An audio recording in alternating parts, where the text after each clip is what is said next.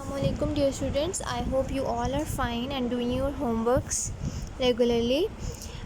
In our previous lesson we read about noun phrases. हमने noun phrase पढ़े थे कि जो कि group of words जो हैं पूरे के पूरे noun होते हैं उनको noun phrase कहते हैं। और हमने देखा कि phrase क्या होता है, ऐसा sentence का वो हिस्सा जो कि हमें full meaning ना दे रहा हो separately. For example, a famous English novelist जो कि हमें पूरा meaning नहीं दे रहा, ऐसे जो ग्रुप ऑफ वर्ड्स हैं इनमें या वर्ब या सब्जेक्ट जो है वो मिसिंग होता है, तो इनको फ्रेजेस कहते हैं।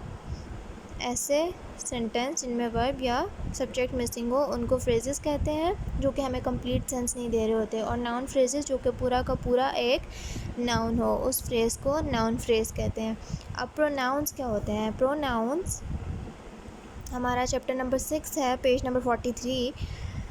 प्रोनाउंस की टाइप्स हैं, लेकिन प्रोनाउंस इटसेल्फ है कि जो सब्जेक्ट को या ऑब्जेक्ट को रिप्लेस करा हो सेंटेंस में, उसके नाम को जो पहले सेंटेंस में था अगले सेंटेंस में उसे रिप्लेस करा हो।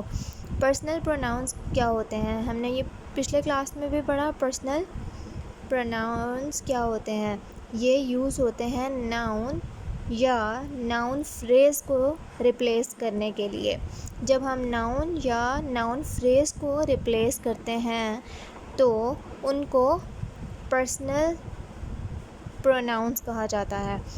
फॉर एग्ज़ाम्पल, बेटी entered the lift, a man followed हर। बेटी जो है वो नाउन है, नाम है उसका, उसको रिप्लेस किया हर ने, तो ये हो गया personal pronoun. The man was smoking.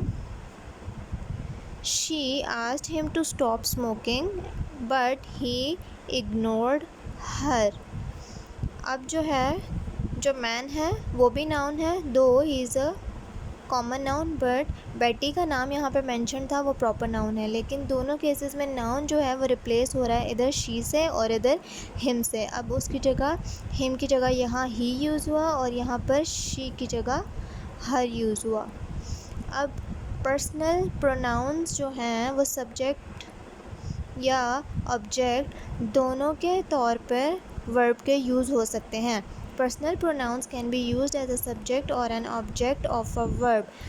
Personal pronoun subject के तौर पे भी और ऑब्जेक्ट के तौर पे भी एक वर्ब के इस्तेमाल हो सकते हैं। वर्ब क्या होता है? जो कि एक्शन प्ले हो रहा हो आपके सेंटेंस में, उसको वर्ब कहा जाता है।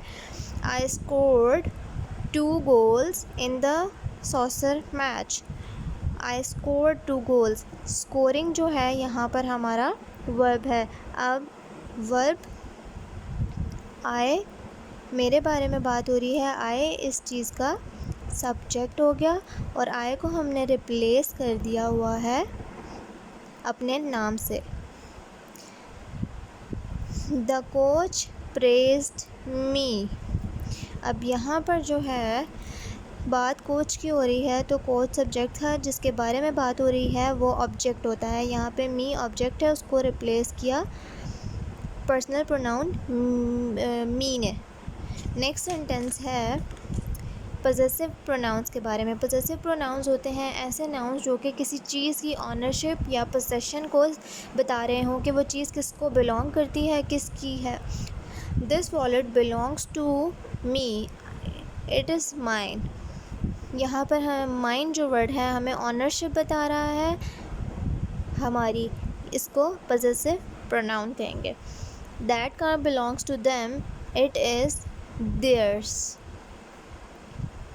देयर्स से हमें ऑनरशिप पता लग रही है, तो इसमें ये प्रोनाउन हुआ। वॉलेट बिलोंग्स टू मी, इस सेंटेंस को शॉर्ट करके जो बनाया गया है वहाँ पर इनको माइन और देयर्स को प्रोनाउन कहेंगे। लेकिन जो ये मी और देम यूज़ हो रहे हैं इस सेंटेंस में, ये सिंपली प्रोनाउंस हैं, जैसे कि हमने पिछले सेंटेंस में यूज़ किए अपने नाउन्स को हटाने के लिए जो कि पर्सनल प्रोनाउंस थे। लेकिन जो माइन और देयर्स हैं वो पजेसिव प्रोनाउंस हैं। रिफ्लेक्सिव प्रोनाउंस क्या होता है? Reflexive pronouns are used to show that the action in a sentence affects the doer. Reflexive pronouns वो प्रोनाउंस होते हैं जो वर्ड्स हमें बता रहे हों कि जो ये काम कर रहा है उस पर उस काम का क्या असर हुआ। For example, suddenly I found myself in a dark alley. अब उसने ये काम किया था कि वो जा रहा था, लेकिन अचानक उसने देखा कि वो किसी अंधेरी गली में पहुंच गया। अब यहाँ पर पता चला कि किसके साथ ये हादसा पेश आया कि वो अंधेरी गली में पहुंच गया। Myself. The cat injured itself in the fight.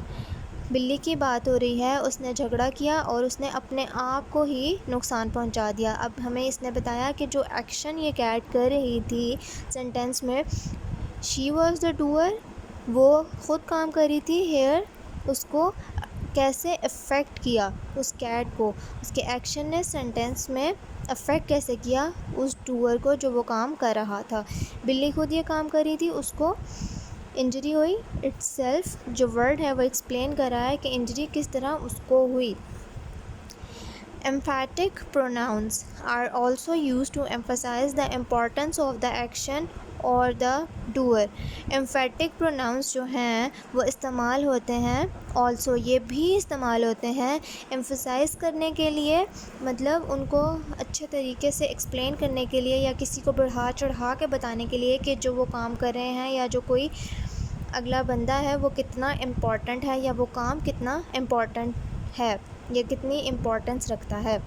He himself must complete the project. अब यहाँ पर सेंटेंस यूज़ हो सकता था कि he must complete the project, लेकिन he himself must complete the project, इससे हमारी बात की इम्पोर्टेंस का अंदाज़ा हो रहा है। सेंटेंस में एक वेट आ रहा है कि उसे ख़ुद ये प्रोजेक्ट जो है वो ज़रूर करना चाहिए।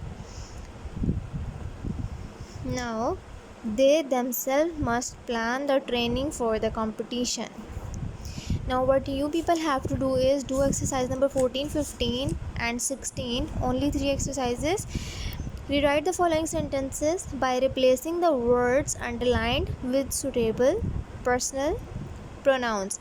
इन वर्ड्स को जो कि अंडरलाइन किए गए हैं उनको जो भी आपको लगता है कि प्रोनाउंस सूटेबल होगा उससे रिप्लेस करना है। जैसे कि हमने पढ़ लिया नाउन्स के लिए क्या होगा, एक्शंस के लिए क्या होगा, और एक्शंस को फर्दर एम्फसाइज़ करने के लिए और पोजेशन शो करने के लिए कौन से वर्ड्स ज़्यादातर यूज़ होते हैं। Charles and I are going to give Amy and her sister a surprise. ये हमारे कुछ प्रोनाउंस हैं जो कि हमारे एक्सरसाइज में यूज़ होंगे और हो सकते हैं, लेकिन इससे ज़्यादा भी हो सकते हैं। Rewrite the following sentences. Charles and आई जो हैं मैं बात कर रहा हूँ, तो यहाँ पर क्या बात होगी, ये आप लोगों के मेल नाउन्स के लिए है, ये है फीमेल, ये जब कलेक्टिव बात हो रही हो या दूसरे बंदे की बात हो रही हो, और ये भी जब हम दूसरे के बारे में ज़्यादा लोगों के बारे में बात करें हो, और ये सिंगल चीज़ के बारे में बात हो रही हो जिसका ही और शी स्पेसिफाइड ना हो, और ये आपके सेल्फ को रिप्लेस करने के लिए जो आपके सेल्फ नाउन्स होते हैं। Charles and I are going to give Amy and her sister are surprise. अब मैंने और चार्ल्स ने देना है, तो हम हैं we are going to give them a surprise. The tourists have visited the tourists have visited the country many times. अब tourists हैं, ज़्यादा हैं, प्लूरल वालों के लिए ये they have visited the country many times. Next exercise है exercise number 15, जिसमें आपने पॉजेसिव प्रोनाउंस से इनको फिल करना है ब्लैंक्स को। पहले हमने की थी ब्लैंक्स अपने पर्सनल प्रोनाउन से।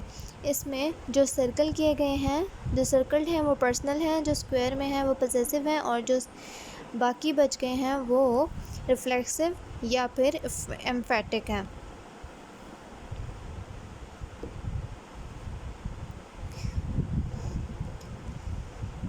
Now possessive pronouns, the computer is dash, I bought it last week. अब ये कंप्यूटर जो है मैंने ख़रीदा है तो ज़ाहिर है मेरा होगा। अब हमारे जो पोजेसिव हैं वो कौन से हैं? अपने लिए, सेल्फ के लिए mine. That computer is mine, I bought it last week. Next exercise number 16। इसमें आप लोगों ने रिफ्लेक्सिव या एम्फेटिक प्रोनाउन से फिल करना है, जो कि himself, herself, itself, myself, yourself या देयर, इस तरह के वर्ड्स होते हैं। His self, their, your, itself. I always remind dash to work hard. मैं अब रिमाइंडर आप अपने आप को ही दे सकते हैं। I always remind myself to work hard. Reflexive और एम्फेटिक प्रोनाउंस हैं। The man tried to repair the leaking pipe. अब जो आदमी है वो ख़ुद से उस पाइप को ठीक करने की कोशिश कर रहा था। अब उस आदमी की बात हो रही है, वो लड़का है, मेल। इसमें ये हमारा प्रोनाउन हो गया हिमसेल्फ। बाकी क्वेश्चंस आप लोगों ने खुद सॉल्व करने हैं। Exercise number 14, 15 and 16। और जो कॉपी शो किया है मैंने ये वाली, ये काफ़ी देर आप लोग इसका स्क्रीनशॉट्स ले सकते हो अगर आप लेना चाहो। उसके अलावा एक्सरसाइज नंबर 14, 15, 16 आप लोगों का होमवर्क है। और meet you in the next meeting. Till then take care of yourselves and अल्लाह हाफिज़।